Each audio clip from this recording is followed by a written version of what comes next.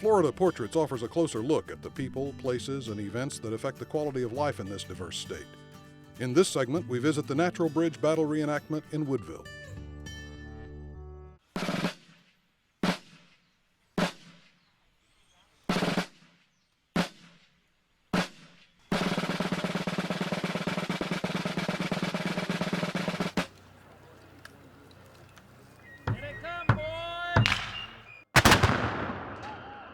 This battle happened in March of 1865.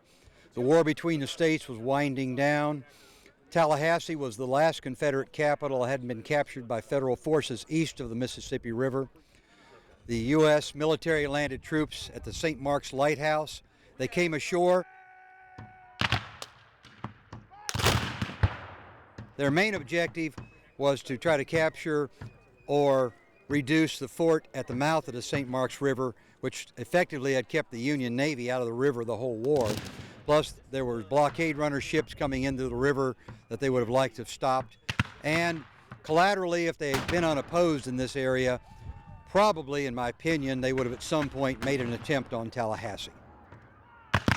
The United States military was pretty much in the process of kind of locking down the Civil War. They pull in this force of U.S. soldiers from various places, including a couple of African-American regiments, United States colored troops. They land them down at St. Mark's, and they're moving up the river, and so this then alerts Confederate forces in the Tallahassee area, which by this point of the war, they're running kind of short on material, manpower to try to stop this. They've got some old men, some young boys, what we would call sort of high school age. They've got a few guys that are wounded and are not well enough to go back to the main line of fighting up in Virginia and the Carolinas. And so whatever they could find in the area, they begin to send down here by train. They have to march over a distance to here. The Confederates have one advantage, and that's they know pretty much where the Federal forces are going to have to cross the river, which is here at the Natural Bridge.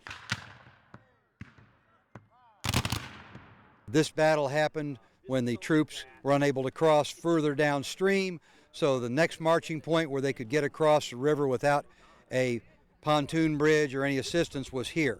The local Confederate authorities knew that and rushed troops to this choke point.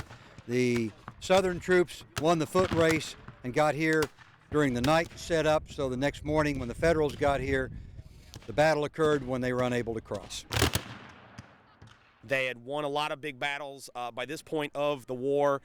They've got kind of Robert E. Lee's army, pinned in Virginia. They've got Joe Johnston's army in the Carolinas, sort of being pushed back into a pretty manageable spot. And so this mission for the United States Army was in part kind of a political thing. They're trying to capture Tallahassee. This was the only Confederate capital east of the Mississippi that U.S. forces hadn't forcibly occupied. The assumption was, well, Union forces are going to come in and they're going to destroy us, that they're going to burn houses, they're going to pillage, they're going to loot. This kind of thing had happened in various cities in the South, and so they're extremely worried.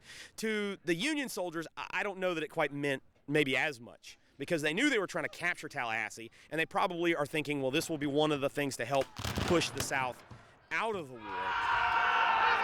No one knew that the war would actually end in just 2 or 3 short months and that the Confederates would be defeated that quickly. But to the Floridians at the time, it was a morale raiser, and it kept the federal government from taking this fort below us here on the St. Mark's River and occupying it, which would have ultimately probably led to the capture of Tallahassee.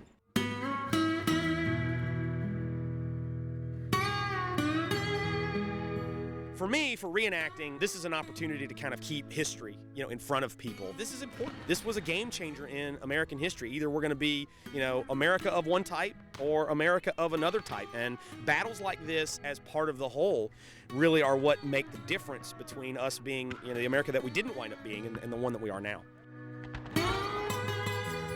History is not something old and dusty. They were living, breathing people with relatives, with parents, with spouses, and brothers and sisters, just like we are. And at the end of the day, there were many soldiers here who gave their life trying to contest this because their officers ordered it to be done. And we should remember their sacrifice and their devotion.